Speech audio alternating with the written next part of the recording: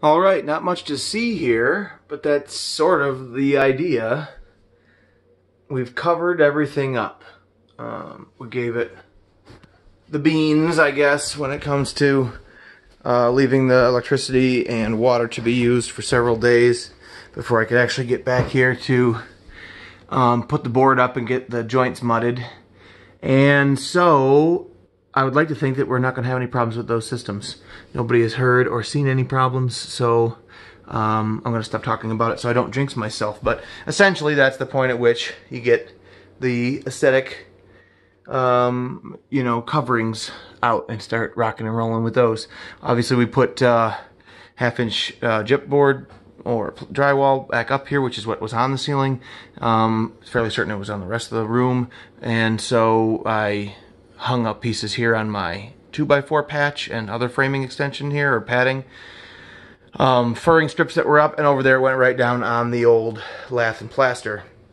So we didn't add much for thickness. We still have a nice return on top of the window trim, and we got that can light, in the ceiling where it belongs. And overall here, it's looking fairly copacetic, or coplanar, to be more technical. I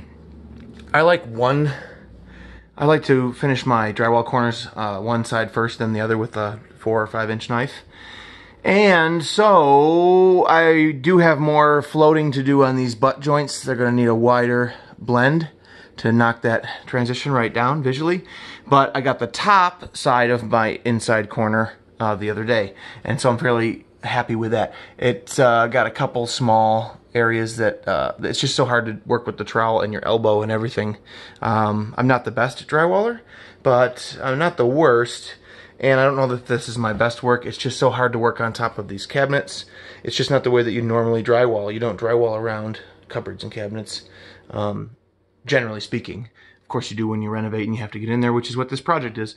But basically, it's nice to be able to pull the ladder over to the wall and work without any of this garbage here when you're doing the drywall corner of the ceiling to wall. And this just isn't a case where you can do that. So we've got the top done. Today we're here to do a 4 or 5 inch pass on the bottom of that inside corner all around. And I am going to get and top coat these butt joints. I'm happy with the screw holes for the most part. So that's what we will be doing. And of course, the last thing we're going to do here is put a crown molding on top of these cabinets and paint it in to match. And given the arts and crafts style of the house, they've got this neat entryway here, or opening. It's all finished, but the crown choice here is fairly simple. It's essentially cove. And so I guess what I'm saying is, not only have we suggested, I actually suggested maybe copy this opening into this opening someday, but especially because of that, long story short, the style of crown I think will be a bigger cove, a simple cove. Again, they have a fairly contemporary modern kitchen. They did paint the existing cupboards, but that basically just has a big arc on the door panel as far as a profile. It does have a little bit of a colonial shape in there, but shh, don't tell anybody. And that's sort of where I'm not going to go with ornate colonial crown here, but we'll just do a simple sort of a 2 or 3 inch, 3 would be too big. Somewhere in a 1.5 to 2.5 inch cove will be what we put on there. And we will obviously come back and look at it when everything's painted in and we're having a big party in here.